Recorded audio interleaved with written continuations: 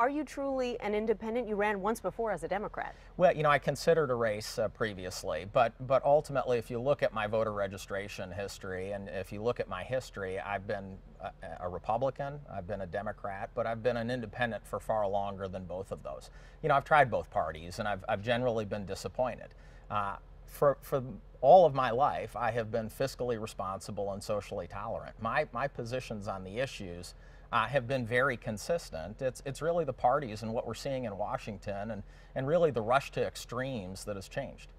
If you were to go to Washington, would you caucus with Democrats or Republicans? Well, that's a very interesting question. What I've suggested about that is if one party is in the majority, it's going to make sense for the voters of Kansas that I serve with that party in the majority.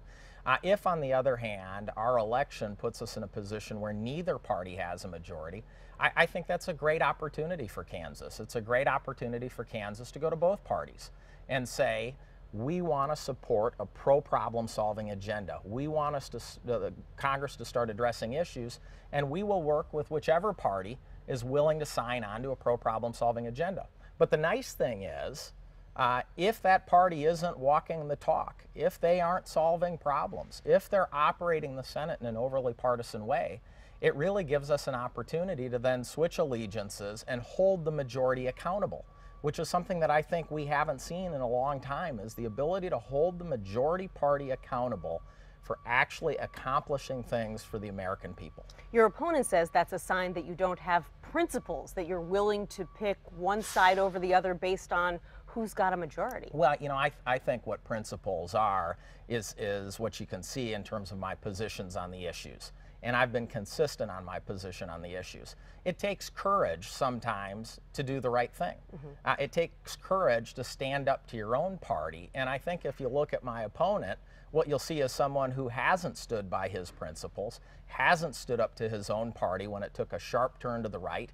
He followed it there. So I think as it relates to principles, there's no question what I stand for and what I've always stood for. It does seem like you share more policy positions with Democrats than with Republicans. Would you say that's true? Well, I'm talking about things like living within our means as a country. I'm talking about addressing our runaway entitlement program. I'm talking about looking at the regulations we have with an eye towards, are they actually preventing us from creating jobs? And ultimately, I think all those positions are very fiscally responsible positions.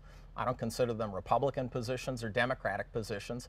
I consider them Kansas positions. Do you think that Washington would be well served by having a cadre of independents in Congress? Absolutely. I think it would send a really strong message to everyone in Washington that voters want problem solvers, that voters are sick and tired of the status quo.